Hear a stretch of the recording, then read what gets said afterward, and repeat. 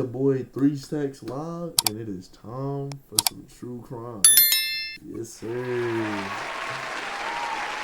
But today we got parents discover their son is a wanted killer. This is about to get crazy. You're Brandon. Rachel. Rachel. Jeremy. This is 21-year-old Brandon Reisner, standing alongside his two parents. For the last 6 hours, Brandon has been on the run from police after brutally killing his best friend. Keep going. You jumped the fence. Head back towards Collinwood.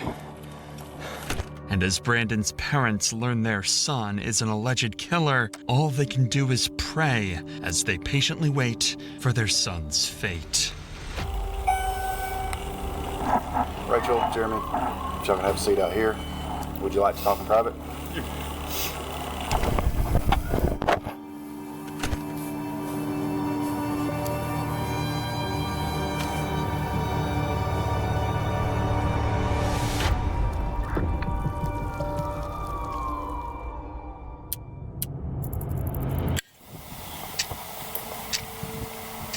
On a cold November morning in 2022, a ditched Toyota Prius would be discovered by officers in Rome, Georgia. There's nothing. That's what I was looking for. There's nothing. Why this car was ditched in the middle of a creek is something police were yet to figure out. Y'all don't think he's in there? No, I didn't know there. Oh, okay. Son's name's Aaron Davis. Supposed to be coming to Rome to see some friends and going to Alabama to see his girlfriend. I don't think he made it there. Nah. I wonder where he's at. Why his car's down there. Crazy thing is, there's nothing. I mean, there was no acceleration. It's almost like it just Rode off in there or something. yeah. Didn't go all the way up in park or something. Yeah, I mean, there's lights on like it's, but it ain't running. I rode over here to see what was going on.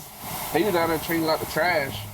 A tow truck would eventually come and lift the vehicle out from the creek, and upon searching the license plate number, they would discover it belonged to 21-year-old Aaron Davis. Luckily, the town of Rome, Georgia is relatively small, and officers were already familiar with the name, so Lieutenant Sailors would give Aaron's father a call a few minutes later. Then I gotta go up to visit his girlfriend in Alabama after that. Okay. Yeah, can you see if you maybe can get a hold of him and check in with him, see where his car's supposed to be? So you just found the car abandoned there? Yeah, it's actually off in a little ditch. We're in the process of getting it out, but I don't think there's anybody in it right now. Aaron's car being ditched is just as much of a mystery to his father as it is for the police. However, he did have some useful details he was able to give the lieutenant following this call. The night prior to this footage, Aaron went to visit his longtime friend, Brandon Reisner. The two had been friends since middle school, and their friendship continued all the way through college. Aaron had just recently graduated from Brigham Young University, so his over 60-mile travel to visit Brandon was meant to celebrate the new start to adulthood. But ever since Aaron had left for Brandon's house, nobody had heard from him, and his phone would go straight to voicemail. All of these strange mysteries would lead Aaron's father to file a missing persons report, and an investigation to find Aaron would officially begin. First, and most obviously, police would give Brandon Reisner a call, as he was supposedly the last person to have been in contact with Aaron. Hey, I'm Lieutenant Sailors, Rome Police. You doing all right today? Yes, I am. I'm looking for my friend right now. Yeah, that's what I was calling about. You hadn't heard from him? I have not. I've tried calling him and it's just gone straight to voicemail. And I heard he was at Heritage Park, so that's where I'm at right now. So I'm looking around. Do you guys know where the car was? Yeah, it was in a ditch over there. When's the last time you saw Aaron? I saw him last night. About what time? Well, we started drinking around like 12, noon. He started throwing up pretty bad. He told me to leave him alone. I guess I woke up around like 1 or 2 a.m. And that's when I saw that his car was gone. Hear from him. Let us know, okay? Yeah, thank you for the help, sir. All right, bye-bye. Brandon's story made complete sense, and he even claimed to be actively looking for Aaron at the time of the phone call, as any good friend would do. It seemed like Brandon was clearly the person they needed to speak to further in order to get to the bottom of Aaron's disappearance. So a few hours later, they showed up, unannounced, at Brandon's house to get more answers about what happened the night before, this time face to face. Hey, what's going on? I'm Officer Grower with the Rome Police Department. We're following up on all this. Can you walk me through what's going on? Just make sure we're all on the same page. We started drinking around 12 yesterday. Yeah, it's you and Aaron, right? Yeah, me and Aaron. Okay. Anyone else with you guys? And went to some bars, and I had bought some red wine. Yeah. And came back here, started drinking red wine. He doesn't drink too often, so Yeah. he had gone upstairs and was just puking everywhere to the toilet. It was like standing up and puking for some reason. And I went downstairs and he told me that he doesn't need any help. I went downstairs, dropped a bottle, cut my pinky, and I went to the urgent care this morning, took a shower, went to bed. Okay. And then woke up 1 to 2 a.m. and his car was gone. Despite Brandon's strange demeanor, Aaron's actions last night connect with the ditched car and lack of response for the last 12 hours. If Aaron was a light drinker and got heavily intoxicated, who knows what he could have done while completely by himself. So, how long have you and Aaron been friends? We met when I was in 5th grade. Okay. And then we became more like close friends, I'd say, like around freshman year. We're still trying to find him. I don't know. You know, he may just be staying at a hotel, sleeping off whatever happened last night. Yeah. It doesn't necessarily mean he's in danger or anything like that. Do you have any problem with us checking inside the house? No problem at all? No ferocious iguanas or anything? No. You never know, man. People have all kinds of pets. The officer would search the house and find some interesting discoveries. Several doors would be locked, specifically the door leading to Aaron's room, where he supposedly threw up several times. This was strange, so Brandon would be called inside to help get them up to Aaron's room. Do you mind coming in here with me so you can just show me where I'm going and all that? Yeah. Just makes it a little bit easier. The bathroom is up there that he was up checking in. I got you. Oh, Lord. Is that what's in the laundry right now, I guess? Okay.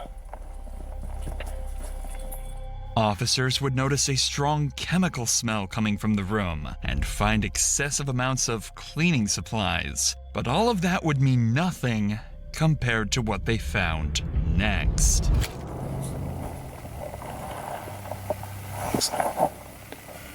There's a significant amount of blood next to the bed, too. Decent. More than just vomit all the way over here. Looks like it's been there a while, but he could have been throwing up blood, I guess. See all that? It's weird to be throwing up blood like that. Not to mention, if he had alcohol poisoning, he wouldn't have been able to get up and move around this morning. Especially at 2 or 3 in the morning. Just poured powder right there, too. That's it right now. The cops are starting to find the whole scenario awfully suspicious. The odd story from Brandon, the puddles of blood in Aaron's room, the hundreds of dollars worth of cleaning supplies. It seems as though Brandon sensed the officer's suspicion arising as well, as when Aaron's room was being searched, he decided to do this.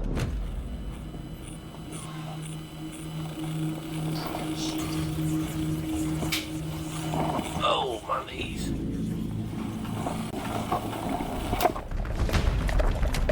Keep going. Hey, no, quick.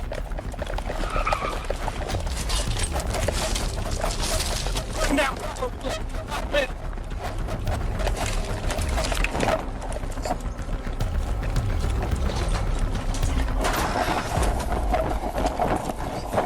You jumped the fence. Head back towards Collingwood.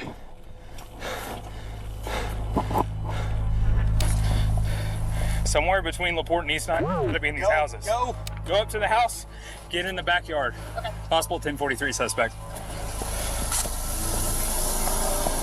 Get back towards Collingwood. Run back towards 8. Give me more units. Unfortunately, officers lost sight of Brandon. He officially managed to escape the police, at least for now.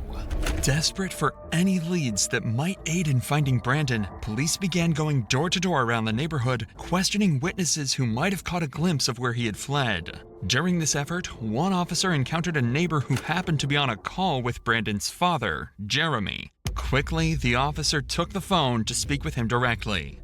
Hey, sir, I'm Lieutenant Sailor from Police. Hi, I'm Jeremy Reisner, the homeowner, Yes, and my Brandon's father. Yeah, we're probably going to need to talk to Brandon. Do you know where he is? No, I thought he was still at home. Now, earlier we had told him maybe drive around the areas where they normally hang out and try to look for him, for Aaron. Okay, we'll keep trying to get hold of him. We're still about an hour away, working our way there. Even Jeremy was clueless regarding Brandon's whereabouts, and seemingly so was everyone else, as an entire hour would go by with Brandon nowhere to be found.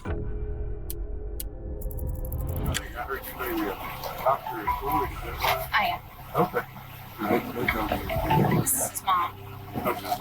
Sorry, I realize you might not be able to answer this question. Probably don't know the answer, but I'll try. Is there suspicion that Brandon was involved in what, hurting Aaron or something? There's suspicion that something happened in the home. Beyond getting drunk and throwing up? Well, we don't know. They're lifelong friends. We called back after the boy's mom called us. We called back and said, when did you last see Aaron? He says, I guess he left during the night. And that's all we knew. We went to look for him where the car was reported. Yes. The powers that be have our number? Yes, sir. Yes. Yeah. Mm-hmm.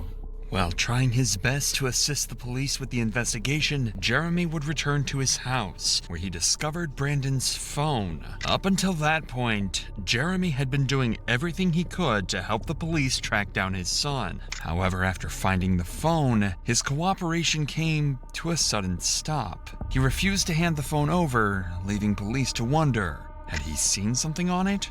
Or was he hiding something far more unsettling? But before we get to that, Jeremy is not alone, and she thought your injury could be worth millions, with overcode on the screen from your phone's camera. With that said, let's get back to Jeremy, who would go on to discover Brandon's phone while searching around the house. This was a huge discovery for the investigation, as it could help trace where Brandon could have gone off to. But unfortunately, Jeremy was unwilling to give up the phone to cops until he could better understand the situation. After all, Brandon is his son, and he is innocent until proven guilty. So giving up the phone could be a tragic mistake. Again, hours go by with no further leads or clues as to where Brandon went. What Jeremy managed to find on Brandon's phone during this period will forever remain a mystery. However, when police spoke to him again, his demeanor would shift dramatically. What's the status? All right, so first of all, I understand you found his cell phone. That's right. You want to turn that over to us? Maybe. Okay. I do. My gut says yes, but at the same time, yeah. I mean, we I don't know. We'll probably need to go through it and see at least maybe where he's been today. There is a significant amount of blood in that upstairs bedroom and on the carpet. But I wanted to be straight up with you. No, you're not going to find that. Okay. No, I appreciate that. Do you have a warrant that would include the phone?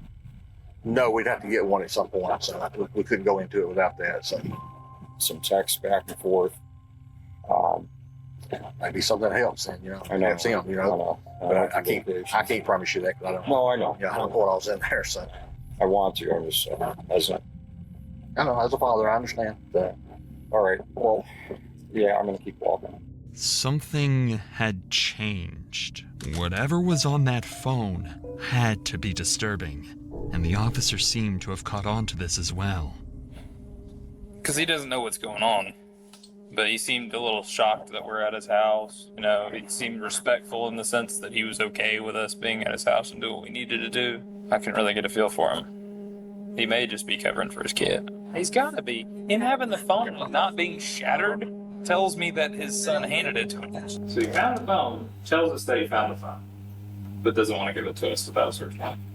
Text messages not there. Probably. He was telling Randy that there were texts in there about him asking for if anyone had seen Aaron. I wonder if those texts were sent since we've been here, though. These officers were spot on with their theory. On the phone, Brandon would leave an array of horrifying notes, such as, his scream became a gargle as he swallowed his tongue. I like dark places where my mind melts. It feels so good and I feel so cool. My brain's a waterfall running out of my nose like drool. I can turn myself on in the blink of an eye. They notified me as the smartest man alive. Additionally, he would leave a to-do list following the murder of Aaron. 1. Schedule last 3 songs. This was in reference to his YouTube channel where he would post his music. 2. Vacuum. 3. Laundry. 4. Shower in my shower. 5. Take bath. Tomorrow. 1. Text Rachel that Aaron threw up horribly. I think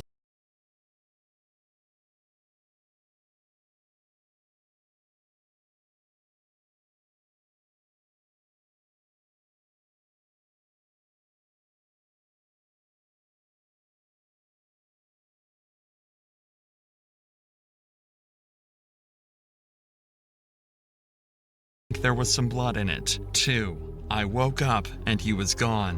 Whether or not these exact messages were what alarmed Jeremy is unknown, but something on that phone made it clear to him that Brandon had killed Aaron.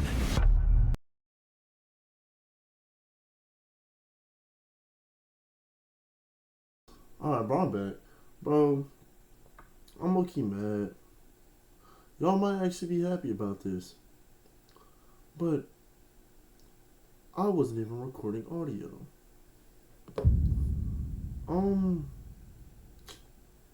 Yeah, so I wasn't even recording audio, and that last little snippet you saw before I stopped the following recording is because my homeboy was literally knocking on the window because my dumb tail locked him out, and I'm over here thinking I got a killer outside, and I'm looking at freaking true crime and stuff, and I'm extra paranoid and all that. You know what I'm saying? But bro, so this gonna be a very straightforward video. Y'all gonna see that little part. So if you wondering like, oh Dre, why were you looking around scared and stuff like that? That's why. Cause I thought that I was finna die. Real rap. Bro knocked on the window. Y'all saw me hit one of these. I thought I was gonna end up on a true crime episode. Real rap. But it's okay. Bro, I ain't gonna lie, I'm getting scared. Bro, let's finish this video. And just an hour later, Jeremy would call police, detailing that he was with Brandon and that he was willing to surrender and turn himself in. So 25 minutes later, Brandon and his parents would arrive at the station. You're Brandon. Rachel. Jeremy. Thank you.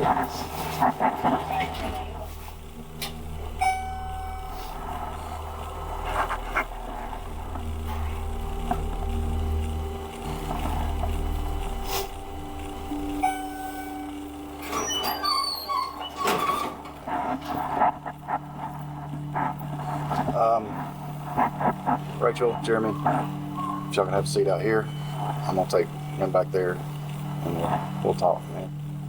Would you like to talk in private? You need to send somebody out to find the body. Okay. I'll be right back out with you, okay?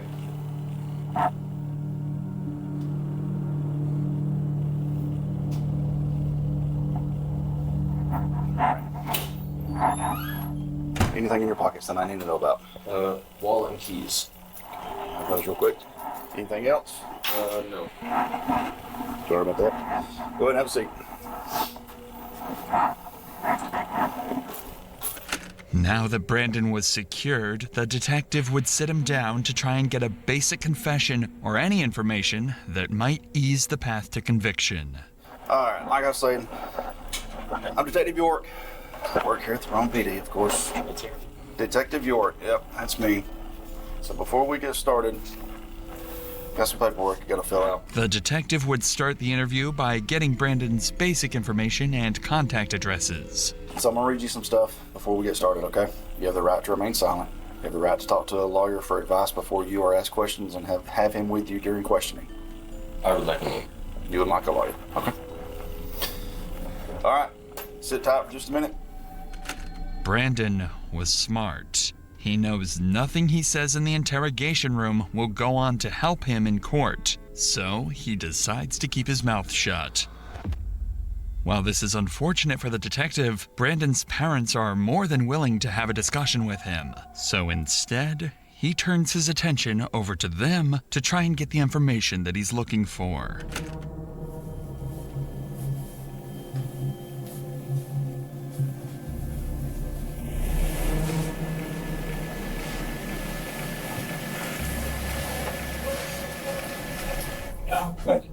Thank you.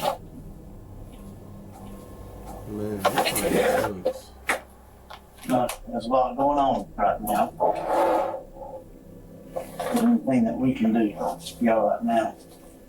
Need you back in 5. I can take you out. Try to show you.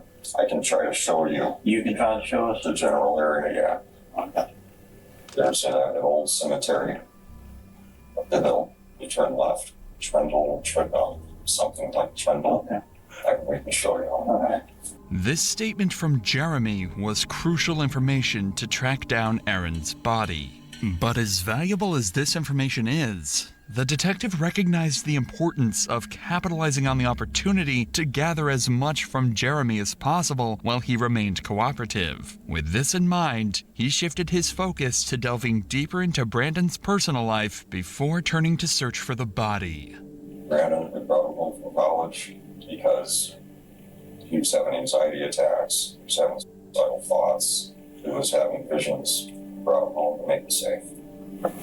Visions? Is he done so Raven? What was he having visions about? Get his medications right. Got a call from Brandon this morning at 9 or 10. He was asking about one thing out.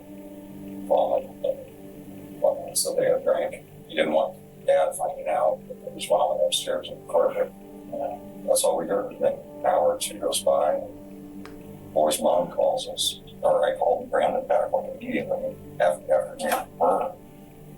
He said, do you know where Aaron is? He says, no. Yeah, they're around 5. And we were told that Aaron had run away. Ran from the police. Aaron's body is luckily there. He's mentally unstable. He has Tourette's since he was a kid, diagnosed as a kid. And with that comes OCD, and people say they have OCD all the time. They don't understand until they live with that. This raises the possibility that his actions may have been influenced by mental instability. However, it's important to consider the context. Jeremy's statements could be an attempt to have Brandon plead insanity in court. Bro, he's going ballistics.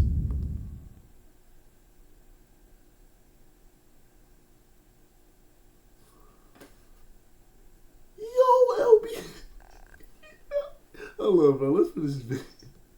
Therefore, it's essential to approach these claims with a grain of salt, as they may not fully reflect the reality of the situation. Regardless, police now had an approximate location of where Aaron's body should be, so all hands went on deck to search the cemetery Jeremy had described.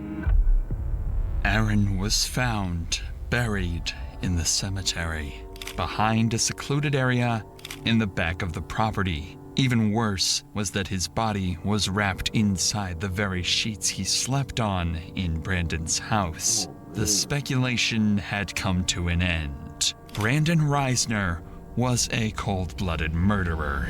Right after this discovery, Brandon was placed under arrest for the murder of Aaron Davis and transported to the local prison. But the cops found his behavior very unconventional.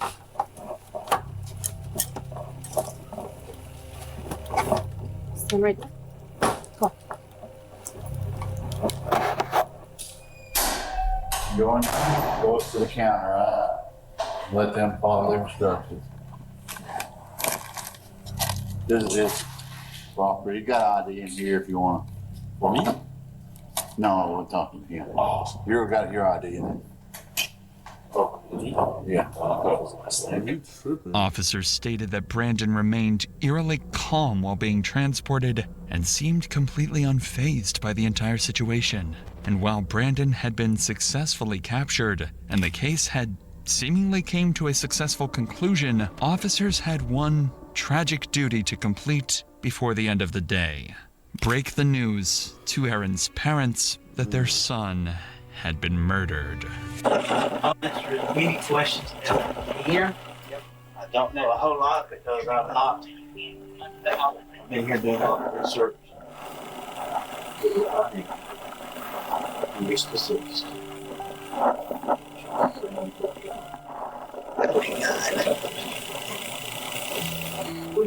Why would he do that?